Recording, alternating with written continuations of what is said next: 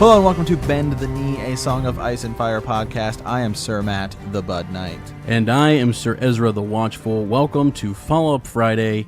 We've got a nice, decent amount of Ravens to go over, some trivia, and a few other little surprises, little nuggets for you today. Yeah, well, let's just go ahead and dive into the trivia winner first, Sir Ezra. And I believe this week it was...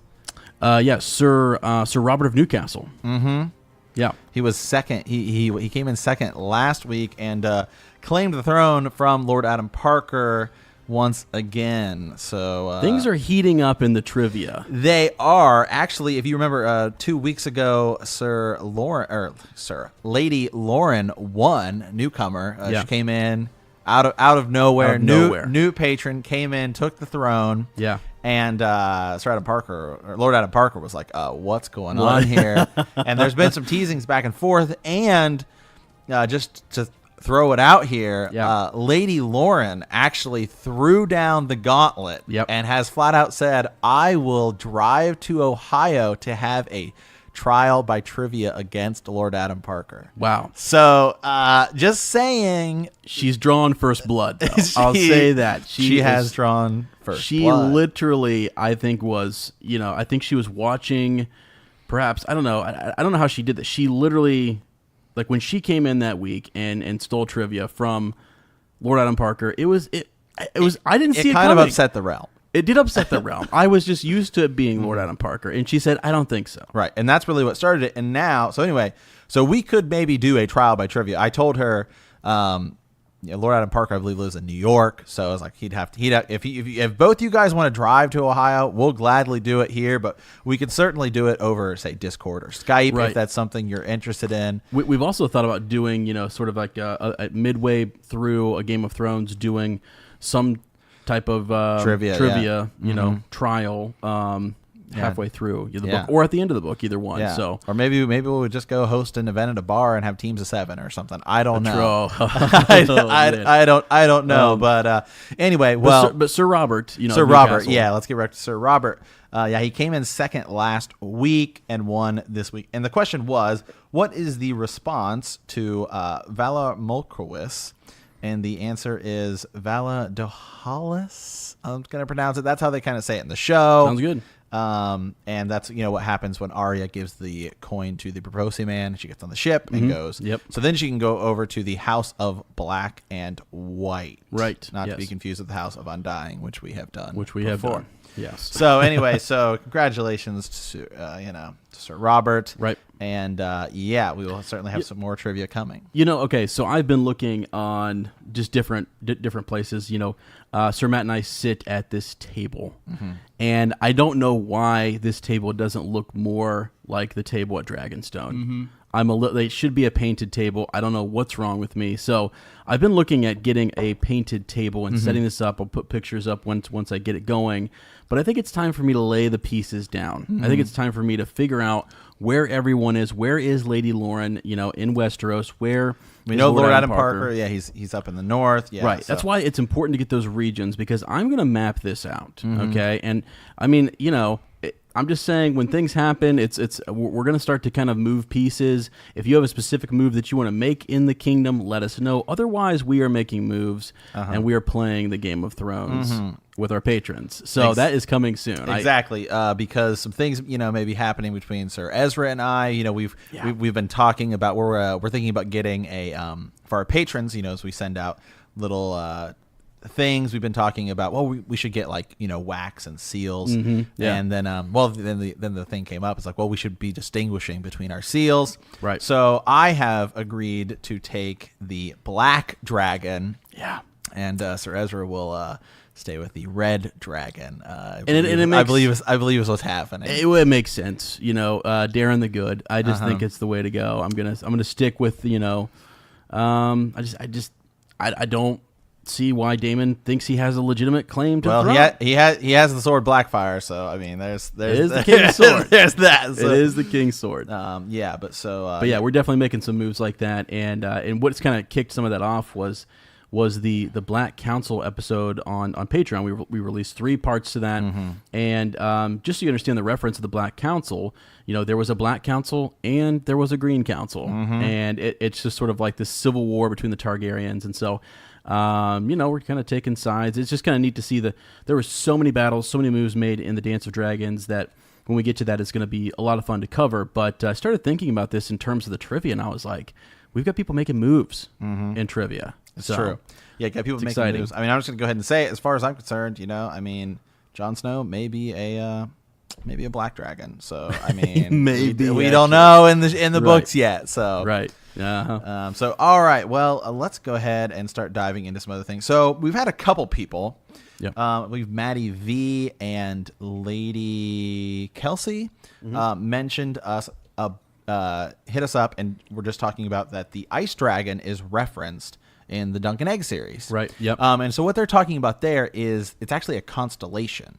The ice dragon is a constellation.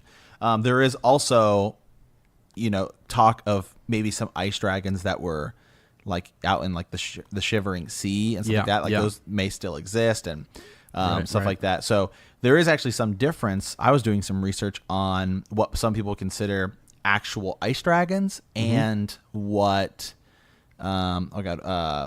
what's the Night King's dragon's name that he steals? Viserion. Okay. Viserion is that he... Oh, you mean in the show? Yeah, so Viserion, some people are like, was he an ice dragon now? No, I don't think he's actually an ice dragon. I think he is a, White Walker, white version of a dragon. It gets kind of complex. But I think in the books he may actually have an actual ice dragon. Yeah. I could see that. There's enough references made that something could be awoke, out of the wall, or beyond, in the land of always winter. You know what I mean? It's who knows. I really do think there could be something up there that we don't know about. So yeah, that's well, and I wonder how long dead the dragon has to be. You know what I mean? Like right. Could the Night King or the Great Other, whatever, raise a dragon that is older? You know what I mean? I don't know. Just kind of, and I don't even know too that I know we've mentioned the ice dragons a lot. I'm just going to give you both sides here. That if like some people believe the others are moving south in response to the dragons being reborn. So to me, I almost wonder if it's like there's just this idea that they have different powers and the dragons are its own thing, and there won't be an ice dragon. I'm a big fan of the Dragon Reborn. Me too. Yeah, Randall Thor. Oh my gosh. So anyways, it's cool to hear that people are catching and finding the mentions to the ice dragon. I like that. I like that connection. So please keep sending those for sure. So, okay, our first Raven. We've got a couple Ravens here. I'm just going to mention who they're from. You guys can stay tuned on these. We've got Sir Jared of House Gebhardt has sent us one. Aziz of Riyadh has sent us one. And our good friend and regular correspondent now, the Ghost of Harrenhal. The Ghost just still keeps to hitting us not up. be revealed. It's amazing. It is amazing. I'm a fan. Weekly correspondence. So let's dive into Sir Jared's Raven this week. He says, "Hello, sirs. I was wondering if you lords would be interested in touching on the theory that Bloodraven became the three-eyed crow that Bran found after Bloodraven disappeared beyond the wall. Keep up the great work. Thanks for your time." Appreciate the Raven, and we wanted to kind of start with this because it's an easy, free-flowing kind of conversation that Sir Matt and I have had for a while. That what do we think? Like, we really don't know in the book who necessarily do we have we got any idea as to who? Well, I think it's pretty cle that it's Brendan Rivers. Is it? Do they actually say Brendan Rivers in the? So they definitely don't in the show. In the show, he's just the three-eyed raven. Okay, that's just it. We don't know because I don't even believe that he's ever mentioned. I know it goes as far as to say that Brendan Rivers, and that Bloodraven joined the Night's Watch, was Lord Commander, and goes missing. On arranging. And so the idea that he becomes the three-eyed crow in the books is I think what everybody believes, right? I mean, that's and Sir Matt is checking right now. Again, we do this off the cuff, so Appreciate you guys. Yeah, right here. This is so in A Dance with Dragons. This is from the wiki, just so we can. With the assistance of Cold Hands, Bran, Hodor, and the Reeds reach the three-eyed crow in a cave in the haunted forest. It is not an actual bird, but a man who says he was once a lord called Brendan. Mm-hmm. And then it just kind of goes on to talk about himself a little bit more.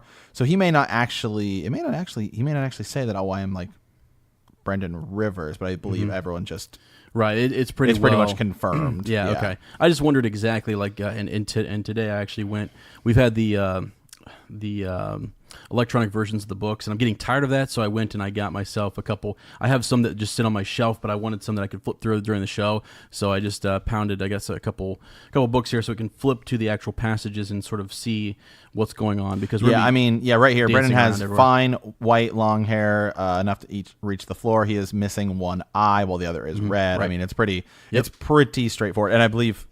See, there's some theory that there is a sword there, and most people think it's Dark's sister. Right. Could also theoretically be Blackfire. Theoretically. Well, yeah, we just don't have enough. I think Fire and Blood is going to give us more on what happened with Bittersteel taking that sword, Blackfire. Where did Bittersteel take it to? Who has it? Did it ever come back? Mm-hmm. And whose hands was it last?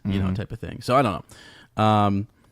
But anyways, yeah, for sure. So he was, I think he is, the three-eyed crow. Now, I always make the distinction between the three-eyed crow and the three-eyed raven versus the show, and I think it is that one word, crow versus raven, symbolically very different. And I've heard a lot of people I've seen people on Reddit talk about this. I've seen other YouTubers talk about the idea that there's something else going on there. It's not as straightforward as we think it is with the three-eyed crow. So, who he's serving / is he serving the realm, serving himself? Is there more to his maybe imprisonment? Right. Did he willingly go to that post? All of that good stuff. That's right. Yeah. So that's what I'm thinking. Yeah. So that's there's definitely a lot of, and I always go back to, I think Bloodraven to me is by far the most intriguing character in like the whole lore, especially once you go back to Duncan Egg. Yeah. Just because he's just such a unique. He knows things. Character. He's basically like Varys, level like spider times 20. Yeah. He's like take Varys and mix him with maybe like as a fighter. I mean, he's no slouch even with a sword. Yeah. And he's also like the best archer ever. So right. Yeah. He has a weirwood bow. Yeah. Wasn't he in charge of like the Raven's Teeth or something like that? Yeah, the archers. Yeah. Mm-hmm. So anyways, he becomes Lord Command. I mean, he's hand of the king at one point. He's also, he gets exiled because Lord Commander. So he goes up with Maester Aemon. They go at the same time. Yep. Mm-hmm. And so they serve for quite a bit of time together. Yep. Yeah, interesting that we don't get a whole lot about that from Aemon, do we? I don't think we get a whole lot, so we'll have to go dive into that a little bit. But anyways, yeah. So I would just say, Sir Jared, that I think it is kind of confirmed that he is, the three-eyed crow in the book. Air quote there, confirmed. Yeah, but why? We don't really know why. What happens? Does he get imprisoned? Yep. I don't know. And I love to speculate on that. That's the thing is that, I am sort of the belief that there is way more going on there than we realize, and that there are other children who are connected to the Werewood network, and I'm not so sure what they're doing, and I'm not so sure to what extent the powers I bet he somehow stumbled across some children of the forest, and maybe, you gotta mention they would have some green sight too. They would maybe, you get like a green sight child or something that knows who he is, and they're like, oh, you think you have 1,000 eyes in one, as that's the thing. Like, I'll show you. But like, none of that compares to the power. And then he also has green sight, right? Yeah. Mm-hmm. And so maybe he, tries out this weirwood, or maybe there's weirwoods up there, right? So and he's into like alchemy and this kind of stuff. So he would have to maybe know. So maybe he knows. Well, and weirwoods feed off of blood too. So there's that whole connection too. That it's sort of draining. That they take blood sacrifices in a sense and stuff like that. Now something that I think is interesting about green sight and green dreams, and I've been thinking about this more because we started that new segment, Green Dreams, on Patreon, and I was thinking to myself that if you have a green dream, like if Sir Matt has a green dream and I have one, they I could have be them all the time. I do too. But yours are different than mine. Yours might be about a different part of Westeros. Mine could be about Essos. How are they connected? Who's putting all those pieces together? And sometimes they have the same ones. Right, exactly. Remember, at the end of the very end of Game of Thrones, Bran and Rickon have the same dream about Ned Stark in the crypts of Winterfell, and then they find out, oh, he died. Exactly. Yeah, and so it just there's a mystery to that. Is in like, what power is it that's sending those dreams to them? Which god? What powers that be? And is it more that Brenda Rivers has that sight, but then has a fuller picture of it through the Weirwood network? You know what I mean? Because that's what it seems like. It seems like with the Weirwoods, he can go and see anything because he has that sight. But just by himself, it's limited. It's as we say, as Sir Matt has always said, point of view matters, and point of view matters in these stories. And so, your green dream versus my green dream could be about two different things. How do those work together? Well, seems like Bloodraven might have had found a way in which he could piece all of it together. So that's I don't know that's cool if that's the case, but I don't know. I don't know if it's that knowledge that's going to defeat the Great Other, or or the. Well, it also seems like he. I was thinking about this. Is that he may not, because remember in the show he says to Bran, like, you can't change the past, but then we see that Bran does. So I guess my question is it because he is more of the blood of like Valyrians, where he doesn't have that first men blood? And we know that the first men, and the children, like that's where you started getting the green seers and all that kind of stuff. So maybe Bran, because he has the blood of the first men, has more power, and that's why Bran can change events. Yeah. And it seems like it's very subtle too. It's not like he's appearing to people or things like that, but like because he also just kind of gives them, like, I think he could have been the Three-Eyed Raven for the rest of time, unless they finally just kills him. But what you mean, Brenda Rivers? Yeah. I don't know. It does seem like it extends your life, but to a certain extent, right? Yeah, because it seems like there has to be some flesh and blood there that it's preserving, but yet it's also taking from, right? So I don't know. Show and book could be totally different. Brand may not leave. I know. They could be completely different. Yeah, totally different. Yeah, yeah. So and he may not have that same influence that he has in the show. He may not have that same influence on different events. So. Kind of neat. But anyways, all right. Ready to move on? Yeah. Okay. Next one here. Let's move on to which way we got? Oh, Aziz of Riyadh. We've got a raven from him, and this is an interesting one. We talked about this one a little bit. We just haven't dived into it. We haven't. Yeah. I think today we'll actually read his list, and then we can kind of just talk about his list a little bit. I think this is cool. We did a top 10 fighters of Westeros. Or just the world in general, and he kind of came up with a top list of politicians for the which is really good. Yeah, right. So he believes that the politics is the most important subject in the book series and the TV show. Let's see. His list would look something like this. Okay, so number 10. So this is from 10 to 1, as in the most maybe influential best politician. Okay, number 10, John Aaron. All right, should I just read the whole list and then talk about each of them? Okay, so number 10, John Aaron. Number 9, Roose Bolton. Number 8, the Iron Bank of Bravos. Yep.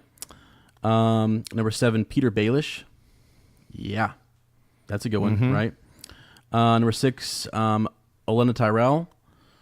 That's also good. Number 5, Doran Martell. Number 4, Tywin Lannister. Number 3, Cersei Lannister. Number 2, Varys. And number 1, Tyrion Lannister. Yeah. So this is specifically the main books and like the TV show. This isn't like of all time or anything. This is like the main series. Yeah. Oh yeah, for sure. Yep. Yeah. Just the main series. What do you think of that list, Sir Matt? Well, I'm gonna go down it here. John Aaron at 10. Actually, I may have him a little bit higher because he actually pretty much keeps the realm stable for like all that time under Robert Baratheon. He does make some moves that at the time I think were pretty good. Like, hey, no, you should marry Cersei Lannister. It'll stabilize the realm. Yeah. Yep. That seems pretty good. Obviously, his downfall is that he starts to ask a little too many questions, Right, and he was also, I think he got lulled into this comfort, right? Mm-hmm. He was getting older, and he was comfortable with, like, the way you sort of get into, like, a groove, right? And he starts to trust people. He's not looking to advance anymore. He's hand to the king, and his squire is trying to advance. His people around him are trying to advance, and that's all good and well. No one wants to kind of go against Jon Arryn here until he starts asking hard questions about the Lannisters. Mm-hmm. So, so Jon Arryn, I may have just a little bit higher because I think he's just kind of like a solid rock. But yeah, great that you have on the list. Number 9, Roose Bolton. Yeah, he's a schemer in the books. He is a schemer. I mean, he is constantly, here and there with his alliances.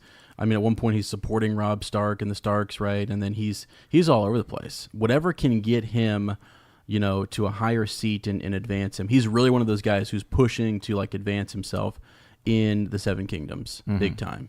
Makes that deal with Walder Frey and his daughter. Gets a little wealthier. Gets another alliance there. What do you think? Yeah, I guess I don't think we just know enough about him. Because it seems like he makes some really good political moves at, like, one point in time. Because you could make almost the same argument for Walder Frey. Yes, is that Walder Frey? Same thing. Hey, this is going to work in my favor. I'm going to do it. Right, almost like later in life, Walder Frey, and it depends. You have a long. Well, I don't believe the Frey banners. Career. Also, I don't think the Freys fought in the Robert's Rebellion. I think they just kind of like hung out. Did they answer House Tully's? I don't know. I'd have to look into that. I don't think during Robert's Rebellion. I don't think they did. They're not listed as one of the big. But if House Tully was there, they might have sent some, called their banners and had a few men. Yeah. I don't know. But anyways, you're right. Yeah. They do kind of. They're a lot like the Lannisters in that they would bide their time, right? And they would be slow to marshal their forces and stuff like that. So yeah. The Iron Bank of Bravos, definitely agree with that one, and kind of its placement. They have a lot of power. They can kind of do whatever they want, especially in the show where they're just like, "Should we back you?" And then they kind of do agree to, because Cersei says, "Hey, I can get you all this money." Yeah, I want to throw a question out to the listeners. How? I mean, I haven't looked a whole lot into the Iron Bank. When they come in and out of the series, it's like, whoa, they carry some weight, right? Mm-hmm. And the Iron Bank is the Iron Bank. Yeah, and my thing is, how did they become that wealthy? How did the Iron Bank form? I haven't looked it up on the wiki or anything, so I'm just being completely honest with everybody. Because Davos and Stannis go over there to try and get money, and the Iron Bank says no. Right, exactly. Yeah. So I just kind of wondered, with that. Bravos is just a really interesting city. It's pretty cool. So I just if you're listening out there, want to answer that question or give us a little more background research, send us a raven. Yeah. Obviously Peter Baelish at 7. Man, you could probably have him. Peter Baelish. His list just gets so good after that. So then it's tough. Yeah. Well, I think he definitely is. I would almost have him a little higher. Because I don't necessarily know what's going to go on at the end of this series. I've seen what they've done in the show. I don't think that's how he dies in the books at all. I think it's totally different. Right. I think, it is completely different. I don't know that he will actually die that way. I don't know if he'll die at all, to be quite honest with you, because he's that type of schemer. Mm-hmm. So, I mean, anyways, just his plotting, the way that he's able to manipulate, use the Lannisters to get the seat. I've always thought that Baelish would actually kill Varys. I always thought that those two would be connected, and that's how. Yeah. Yeah, that right. Uh-huh. I almost feel like they did it in the show because they didn't have anything for those characters to do. What do you mean? Oh, you mean because they didn't know what to do? I feel like they had their end game, and they were just kind of like, all right, well, so much of this other stuff's going to be happening that like we're going to have to figure something out for Arya and Sansa to do. Yeah, like because we've said it before, and I think just some of it has to do with the fact that these actors haven't played together, and I almost feel like there was a directive from the directors just being like, all right, everyone should kind of feel like maybe like that was just their overall theme. Like none of you guys have been together. These are like totally intermingling styles, because that's basically what happens that last season is that you have all these different characters from totally different walks of life coming together, and maybe that was kind of their theme. Mm-hmm. Yeah. Because that Arya Sansa stuff, it just feels awkward. Yeah, it does. Not just like the plot, but just like the acting on screen just feels awkward. I mean, and I believe it was who else said that? That it was awkward. Yeah, Lady Maester Evans.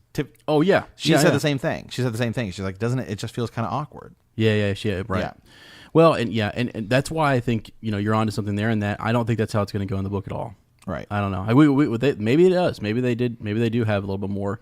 They got some of these minor. Maybe characters. maybe that's actually an advantage, as maybe why Gurr wants the show to end, is so he can kind of see. I mean, he has his ideas of where the character's going to go, but now he can kind of see like, hey, does this work? I know. The thing that upsets me about that though is that he could be influenced by it. I want him. I know he's got stuff outlined, and I know he's got the end game in mind. But I've listened to how he writes, and he is a very, everything evolves. The characters evolve, and it is a very free. Like it's evolving as he goes. That's why he has so many what I call these threads that I'm like, where the hell do they go? I don't think that if he wants to do R+L=J and like everyone's kind of figured it out and like let's just say that's what he's going with. I don't think that's changing his mind.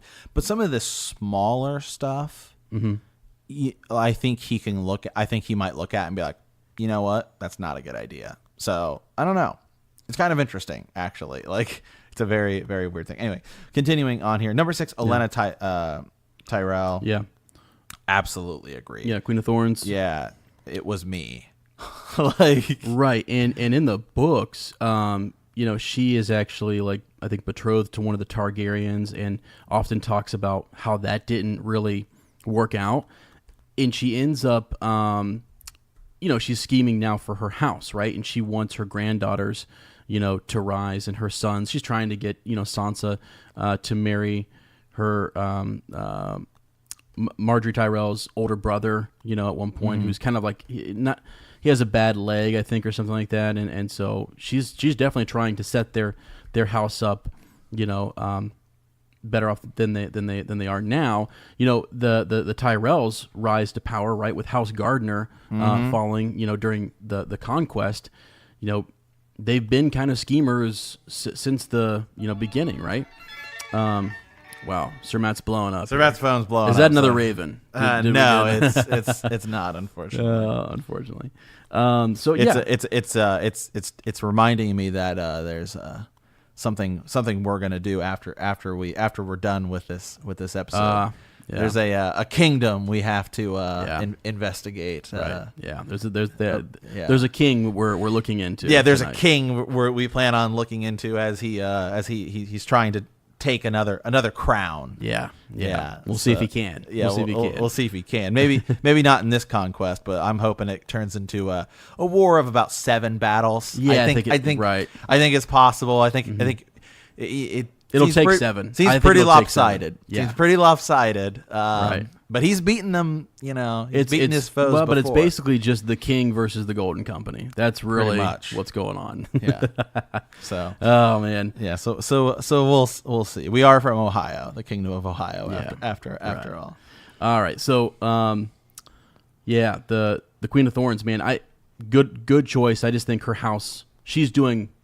And she's Olenna plotting. Redwine is actually where she's. Yeah. Her original thing, and just really interesting thing here. So her name, so the woman who plays her, actually Diana Rigg. Did you know? I believe she was a Bond girl. Absolutely, she was. She was a Bond girl. Have you? Somebody posted a picture a while ago. There's like a picture of her when she's like younger, and she actually looks quite like Natalie Dormer. Really? Yeah. Wow, that's pretty cool. Yeah, I actually kind of like the. Oh, she's great. The Tyrell house, to be honest with you. They're an interesting house to me. So, yeah. Oh wow, they totally look alike. Yeah, when she was younger. Wow. Yeah, we're gonna have to post that on the page. Yeah. What Bond girl? Sir Matt will Bond girl was that on she? the page. No idea, man.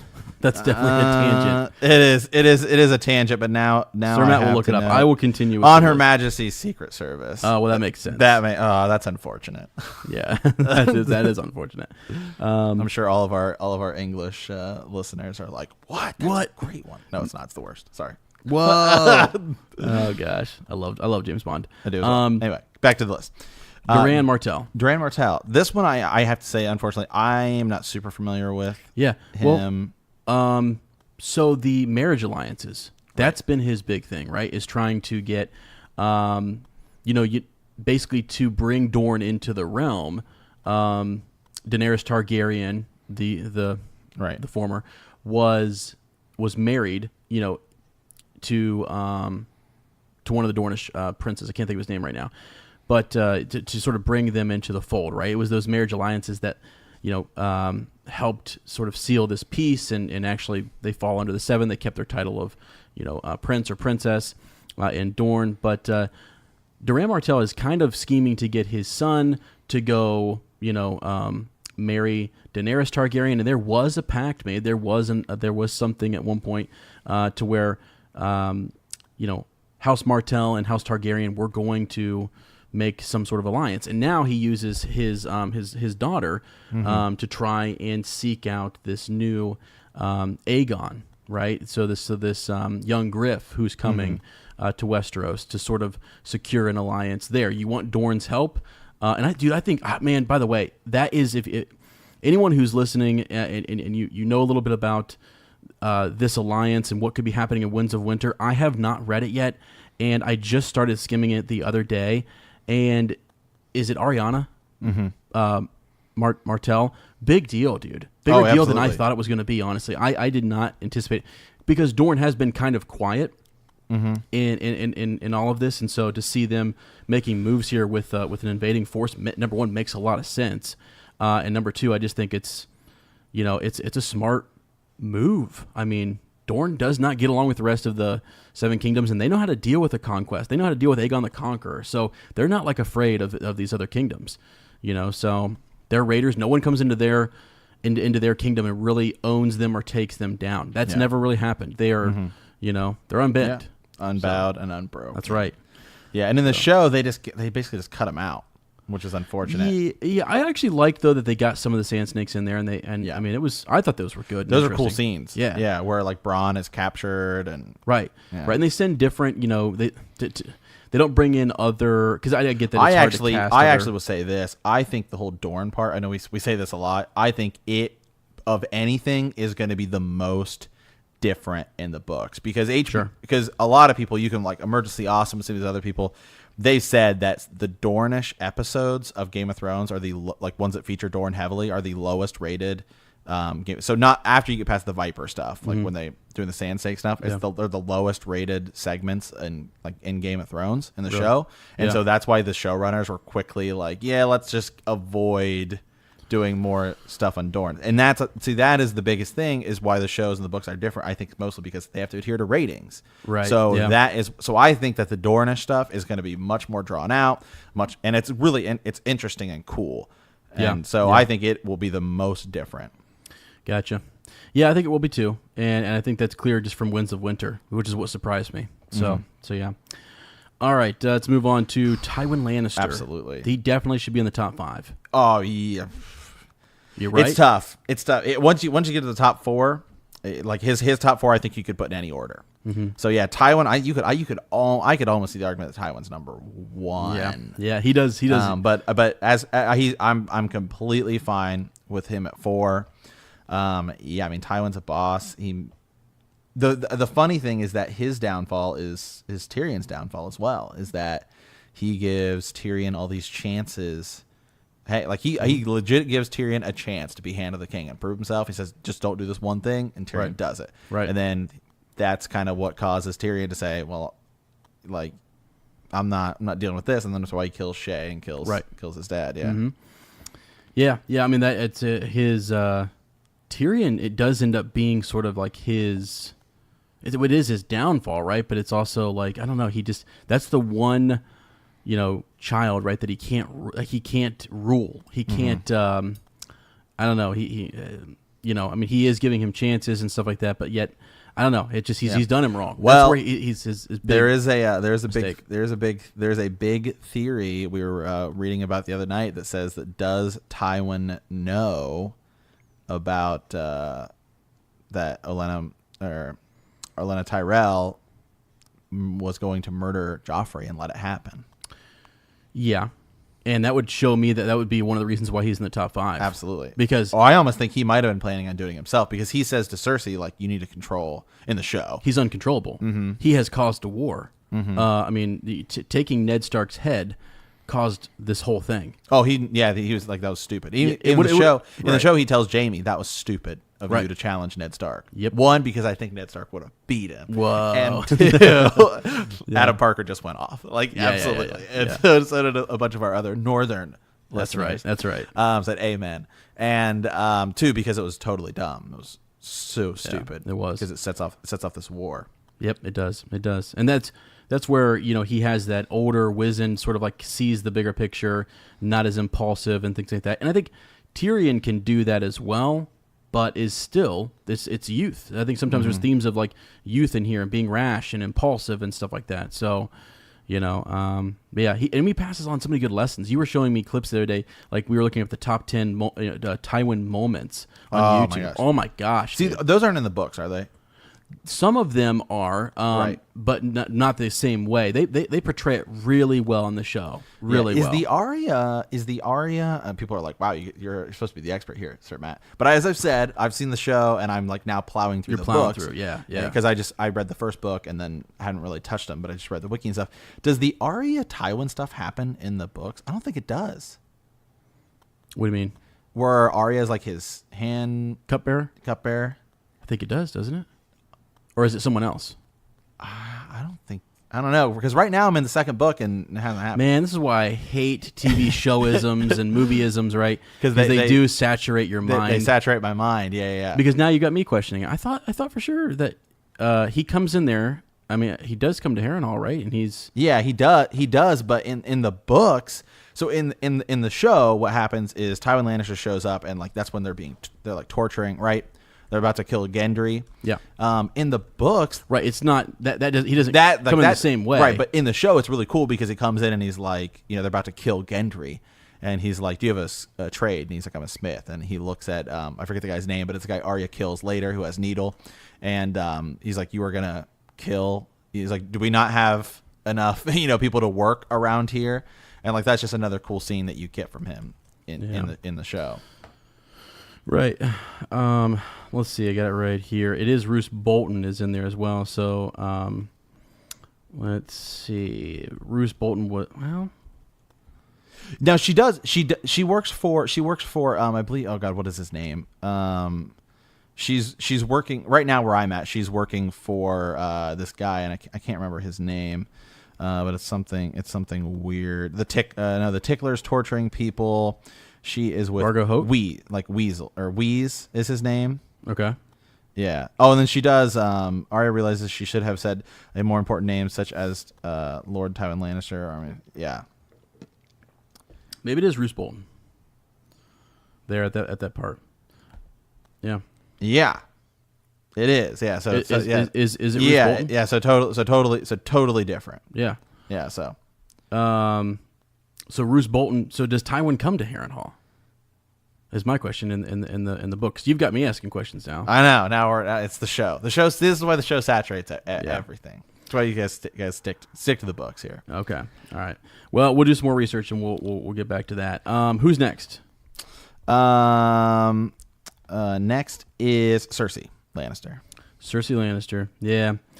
And I'm working on a doc right now to I said this in the past, to kind of put the different people around Cersei and then connect them to people in history to kind of predict as to who might betray who and who is, giving false information and things like that. That's the other thing that Gur does really well is you have unreliable narrators sometimes. We have in the Ghost of Harrenhal, Raven, we're going to talk about an unreliable source of information when we get to that here in a few moments. But, I'm trying to piece that together because she is very good at manipulating them, but I also think Cersei herself can be manipulated too. Mm-hmm. Or at least what Gur would do is you think that, and then next thing you know, it's like, no, she really knew all along this person was going to betray her, etc., because she understands the Game of Thrones and this power struggle more than. Yeah, so I just read just because I want to confirm here. Yeah, it is. That's right. Yeah.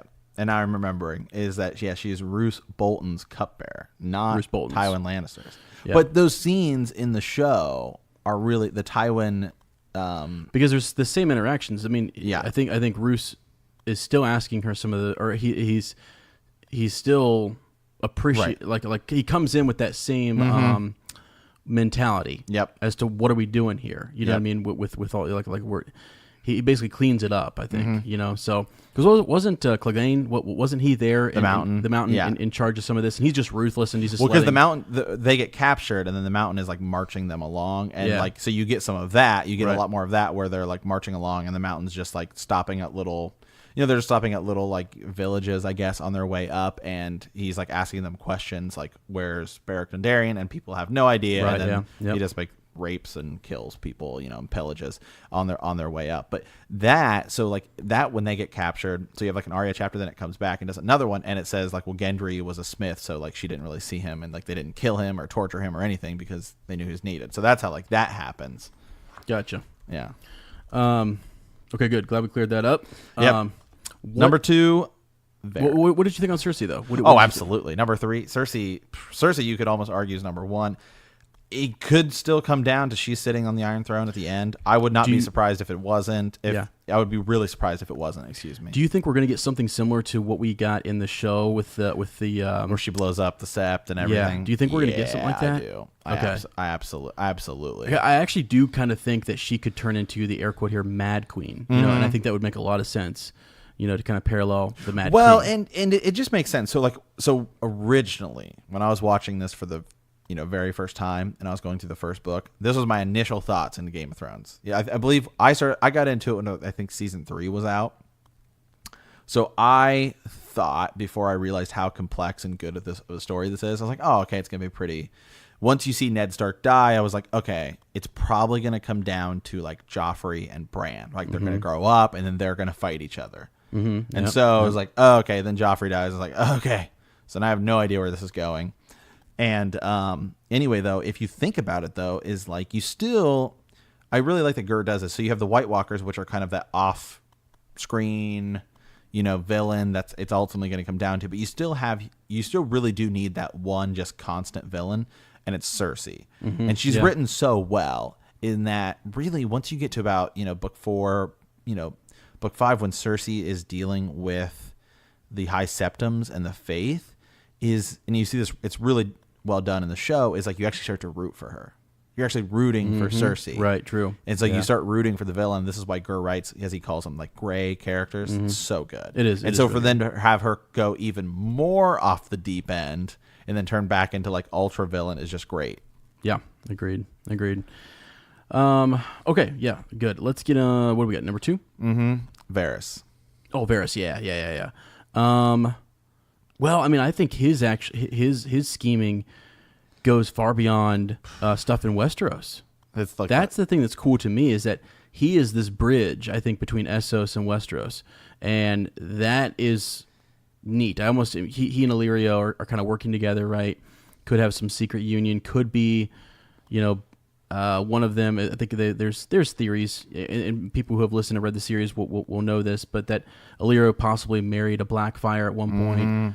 Had Aegon, and is claiming that he's a true Targaryen, or that Varys himself was a Blackfire, or a Targaryen. You know what I mean? So, or a merman. There's that theory too. Yeah. There's all. I mean, that's what's great though, is that when you start to kind of look at like Varys, he's such a mysterious character that you can go a lot of different directions. You are kind of confused in the beginning, like, what? Who is he? He keeps talking about being for the realm and working for the greater good of the realm, and he sees Ned Stark, Eddard Stark, as someone who does advance the morals and the good nature, good temper of the realm, and he doesn't like, I don't think, the idea that he's going to be killed, and is trying to help him, trying to persuade. He's very manipulative too, though.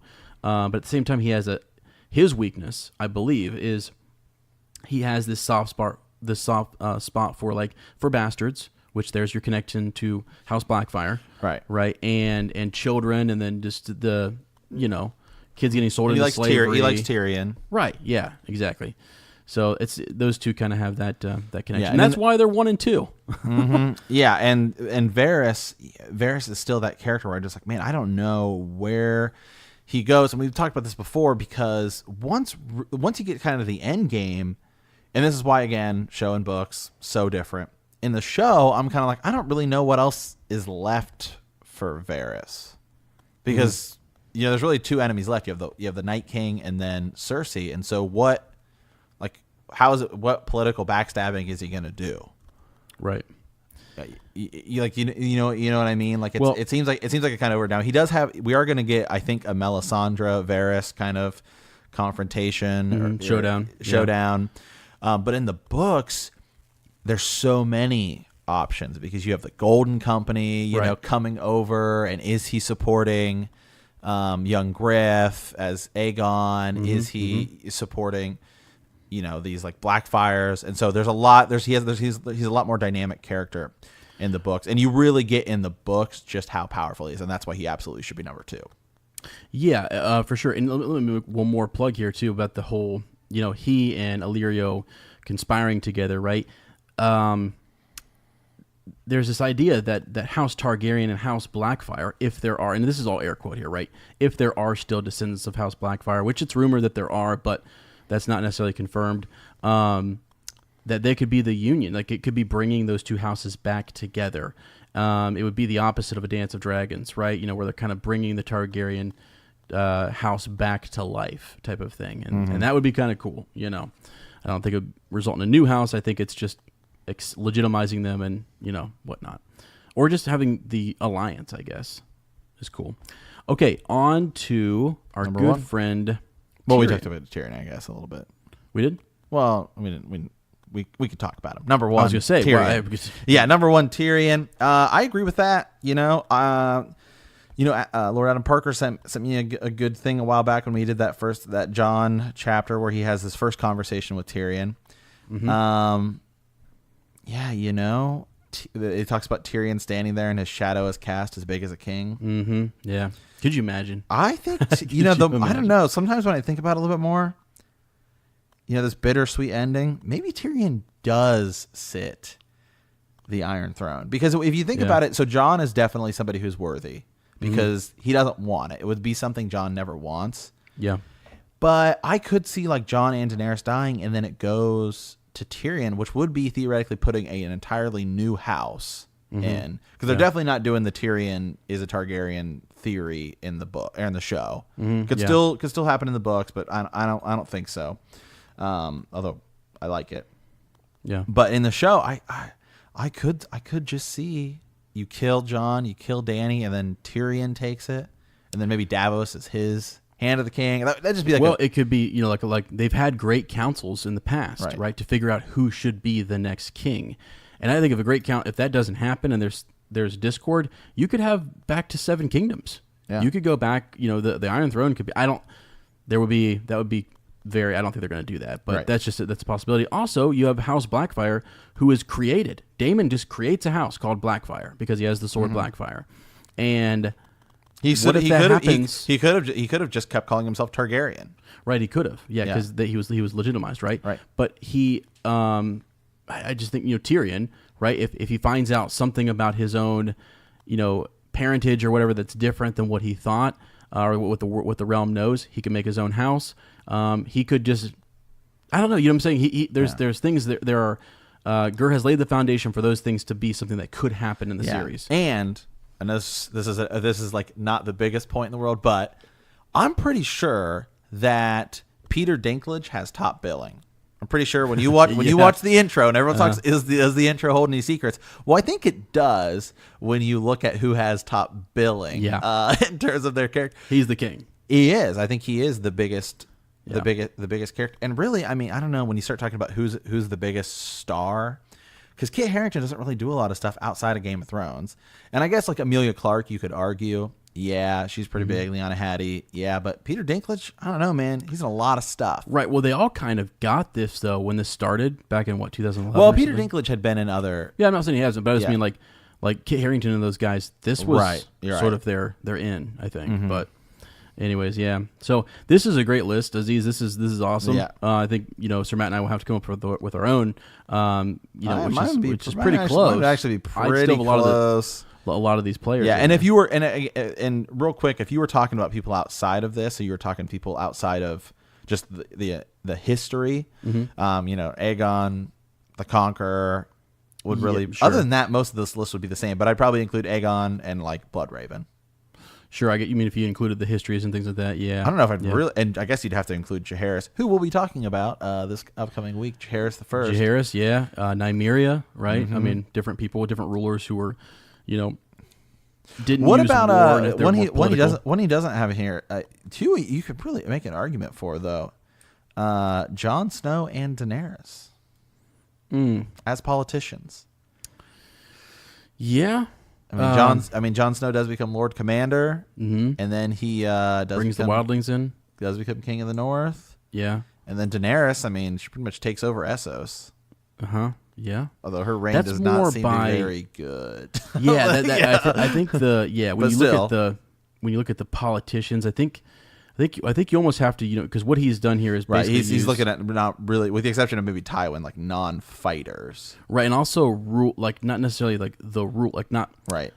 He's looking at your small council members, really, people who are helping to run and scheme and stuff like that. So whereas like Robert Baratheon took the throne by force. You know what I mean? But then was a god-awful ruler. Right. I mean, so Aegon the Conqueror, your case there is he conquers the realm, takes it by force with dragons, and then rules it pretty well. And is very smart politically. But also how he takes the throne, where he declares him, puts on a crown and tries to do things in the customs. Yeah, that's what I mean. There's subtle things where he's adopting. So there's customs. there's other parts. There's a mixed bag. But if you look at strictly just people who are using their intellect and their their political skills, So, all right, here let's go jump into the. I believe this is the last one and the biggest one. Yeah, this is so again, like I say, the ghost of Harrenhal just keeps sending us emails and sending us ravens, and they're good.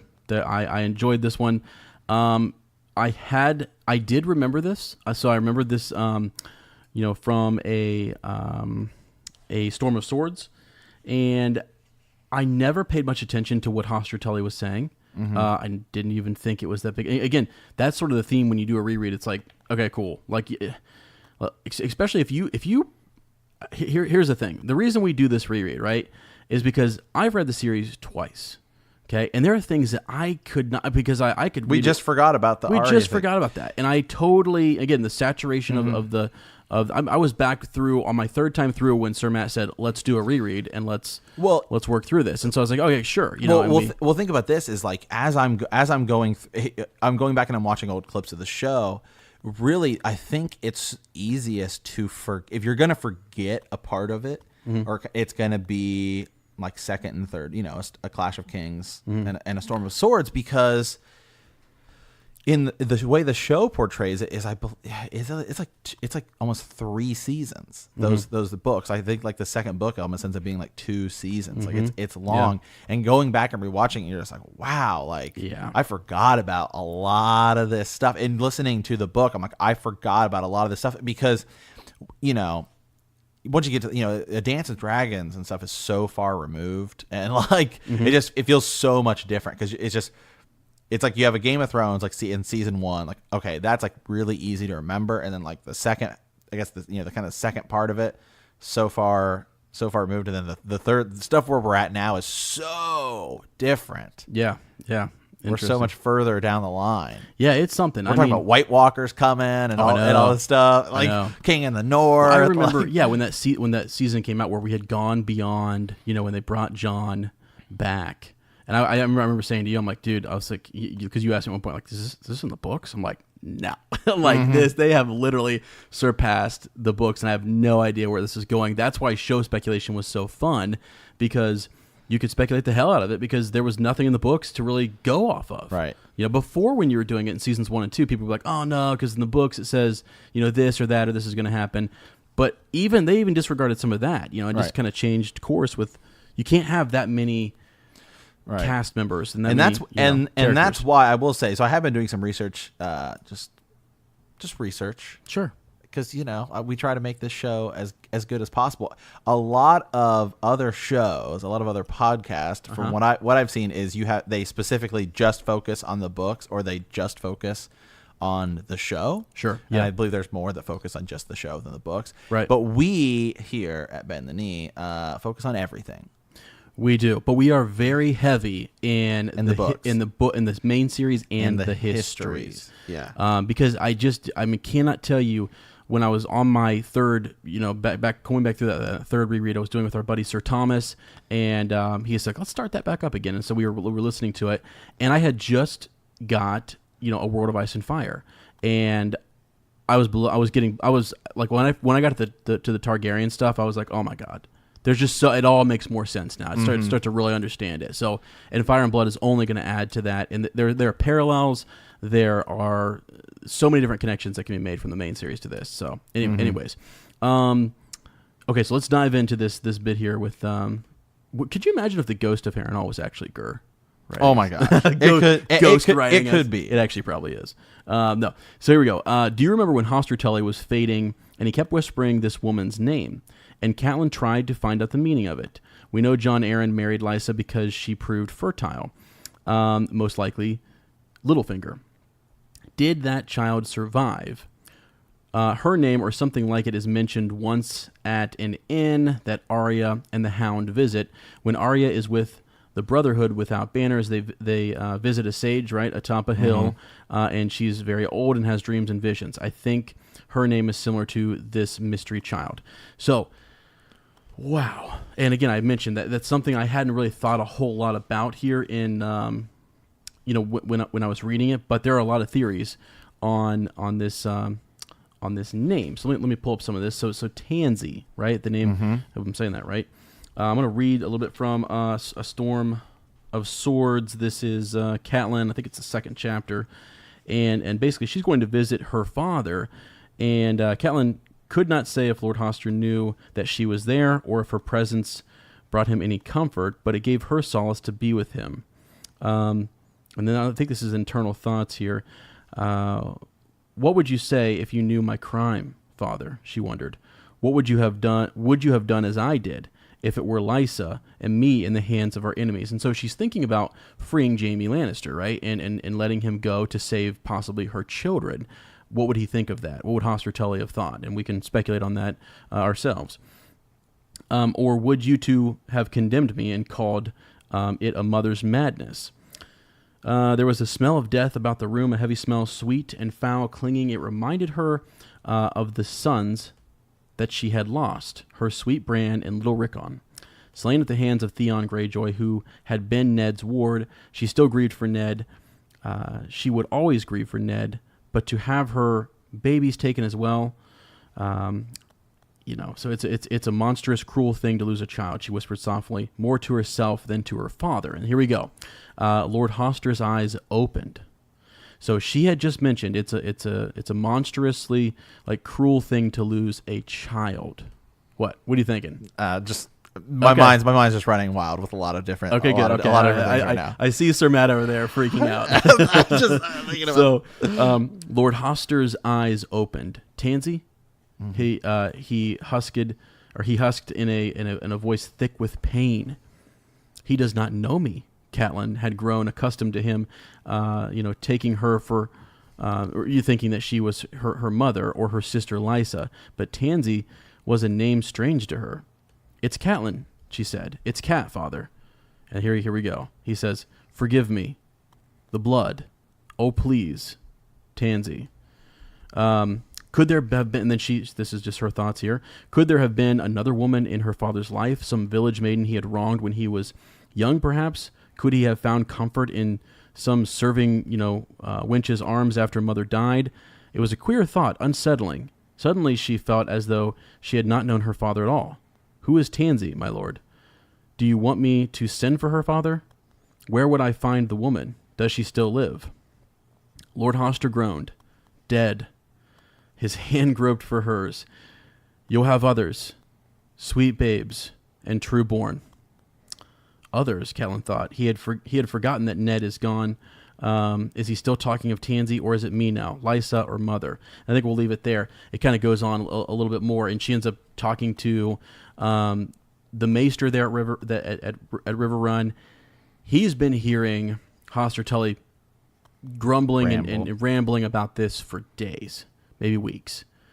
And he says he has no idea. Yeah. But that's where you get into these maesters knowing more than they let on. Oh, absolutely. And if he was sworn to secrecy, he's not going to say. Yeah. Maybe there's another reason why it's one of those promise me Ned situations where he's not going to talk about this. But because I just got to the chapter in A Clash of Kings where it starts really in a Game of Thrones, but Catelyn keeps going back to Hoster Tully, and he keeps basically having these fever dreams, and I'm at the point now to where he's talking about Lysa Arryn and her having this kid, and she's thinking he's talking about, Catelyn thinks, I believe he's talking about Robb, like, no, that was me, like and right. and she doesn't really understand. She's like, he doesn't even recognize me anymore. Yeah. So he's just letting it all out. Right. And yeah. So, yeah. So what do you think that is? I think that the question here is, he kept whispering this woman's name, and Catelyn tried to find the meaning of it. Goes on to talk about Jon Arryn and the marriage and the situation with Littlefinger. Did that child survive? And then there's a Tansy, or is it out there somewhere? Right. Then there is a Tansy, mentioned. I think she's like a. Oh gosh, like a barkeep or something. When Arya, no, I think that would be really that. See, you can't. Littlefinger's smart enough to, if I do have a illegitimate heir or something, and then he goes on to kill later. He kills Lysa Arryn later. Could legitimize this person, and now he does have legitimate claim over. Sure. Well, to a sense, I guess. You mean like it had House Tully, Yeah. or you mean okay, not House Tully, but maybe the Vale. The Vale. Maybe he could make it. Yeah. I mean that's yeah. I don't know. I mean, I think I think Hoster Tully is grieved because he did something that he regrets. He truly regrets how he wronged his daughter Lysa, and how he possibly. I think I did a little research on this. This is one of the few. We don't normally do that, but I got this Raven, and I was completely blown away. Right, and tansy, I guess, is this herb? Is this? It's in tansy tea is mentioned a lot in the series, and it's basically for abortions. It's to abort, a child, and I think it seems like it was given to Lysa, and because Littlefinger often talks about how he hooked up with Cat. But it was actually Lysa, right? And he believes it's Cat, and she's convincing him, no, it was me. You loved me, you truly love me. You just don't remember, and I think that is what happened. He was drunk one night and, hooks up with Lysa. And so, being that she's of a great house, her father tries to correct it and fix it, and it ends up really maybe psychologically messing with her. She has difficulty conceiving thereafter, and that's a big problem, Yeah. And so then with Jon Arryn, I don't know, because just the things that he says there is that forgive me, oh please, and then he mentions Tansy, and Tansy is like teased throughout all of this. I didn't realize how much it was actually teased out, and it's just dropping a line in here. They're talking about 7 strings and all the women he hooks up with using Tansy tea to abort their children, and I'm just like, whoa, stuff like that totally just I glossed over it, didn't think anything of it. And that's the thing, man. That's every line matters. Can't do that. There's all these tiny little lines, and that's right. that's the thing is. Right, and so he goes on. I mean, I was, gosh, you're getting to the point where was the child, because I believe the child would have been born during, early on when she is married to, Jon Arryn, because I think they come to River Run during Robert's Rebellion, and Ned is then. Takes up for his brother and marries Cat, and then Jon Arryn promises to marry Lysa, and I think at that time she might have been pregnant with a bastard, and it might have been Littlefinger's child. So that's what I think of it. I don't know, because they do come across another. People have called this a red herring, right? That when they come across this other Tansy. And there's a connection to Tanzel Too Tall, which is what we thought of right away. I was like, "What is there any connection there?" Sir and for those of you guys who haven't read the Dunk and Egg series, that's at the and the Dunk and Egg. Sir Duncan the Tall, kind of falls in love with this Dornish. What is she, like a puppeteer? Yeah. And anyway, Prince Aegon V, or Egg, his brother Aerion, right? Yeah, Aerion is kind of beating her, and Dunk goes up and like punches, knocks his teeth out. A prince, and exactly, and stuff like that, and that's kind of what starts his journey. Because he liked her from afar. He liked her, yeah. She's Tansel too tall, but not to Dunk. She's as Duncan says, "Wow, you're not too tall for me," and she says, "Too tall for what?" And he's right. Yeah, it's great. That's awesome. So I don't know. There's I mean, does that seem like when I guess we don't have a whole lot. I didn't give you a whole lot of context, but like. Possibly that makes sense, right? That would be something that he's just regretting. But could the child have survived? Yeah, that could have been because they were away. Thing. Yeah, they were away at war, right? And maybe there's some time where she is held up, and she doesn't immediately go to Jon Arryn. And could she have had a child beforehand? Yeah, it would be hard to keep under wraps. I think people would have been. Privy to that, and that would be a huge secret to keep. Yeah. And that's where that maester, I think, comes into play. But I don't know. So I think there's another question. Did the ghost have another question there? Oh, yeah, just about Asha Greyjoy. Yeah. Did you see that one? Okay. So let's mention that. Let's move on from Asha Greyjoy can definitely carry on the Kraken line. She nearly was victorious at the Kingsmoot, and she has great ideas for her people, even though they do not sow. She had thought to bring them into a new age. Plus, she has a very sexy relationship with a noble man who could give her a child to carry on that name. That dude is nuts for Asha. That is true. He is crazy. He is absolutely crazy for her, and it's pretty cool. So. Yeah, I think that line. Yeah, good call. That could continue because I think sometimes we think about the males and we were thinking about Theon, right? And it's like, hold on a second. He has a sister. She's super. And proven. they do Kingsmoot there, so you don't even have to. Exactly. Right. Yeah. Well, and they're also. I don't think they're completely opposed to her being the queen, right? I mean, there or at least ruler, right? She could be the ruler and just say, "No, he's taking my name." Yeah, right. Exactly. So, and I don't even know really in the Iron Islands, they don't really care about that.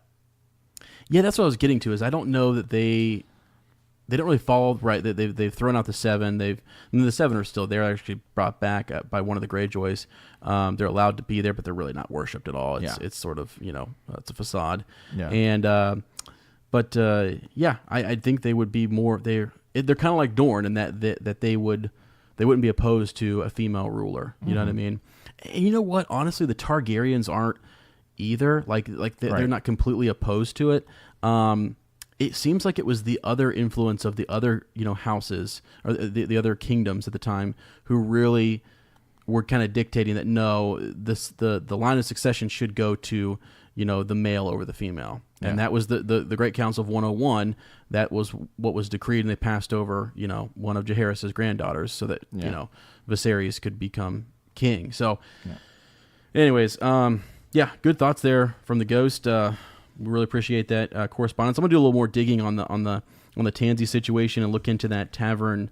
Wench, is that what you? Okay, because they get into a discussion of bastards there, which is cool. They get into this thing with Gendry talking about how he's Robert Baratheon's bastard, and there's a prostitute there, and she says she is as well, and all of this, and it's real kind of like, is she just saying that? I don't know. It was, it was interesting. So, but bastards are a big deal in this, man. There's just so many. I mean, like people who could be this or that. I don't know. It's huge. Yeah. So yeah. All right. Any other? Trivia question. Yeah, trivia question. All right, let's dive into what we got. What is the name of Theon Greyjoy's ship? Wow. The first ship he gets. Wow. Right. There we go. There it is. Let's see. Who's going to claim that throne? Will we have someone new? We may. A lot of people are skipping to the end. Yeah. Just to get the trivia question. I would. Is that cheating, though? I don't know. That... we may have to. Is that a political move? Eventually, we may have to give a prize out to somebody or something. I think we might have to. We have a bunch of these bend the knee little pins. Like the little pins. May just have to start mailing those to people. We're also maybe once you get to I don't know. Once we have so many listeners, then it may be difficult to be like, if you get 5, you get a or something. Yeah, you get like a bigger prize. Yeah, or something. If you win it 5 times in a row, because we should keep a leaderboard, I think. Yeah, it may be hard to do 5 times in a row as the show grows. Sure, but I think like once you get to 5 wins, overall, still right now, still might be hard. I know. Yeah. I know, and it's really. I mean, we got everything timestamped. So when people send us that Raven or they send us that Facebook message, we definitely have those timestamped. And Sir Matt is always comparing the times, you know, which is crazy. And it is really honestly a lot of fun because Friday mornings it's just like, oh my god, dude, look at all the people who are like, you know, was it first, was it second, was it third? We might have to get a doc going.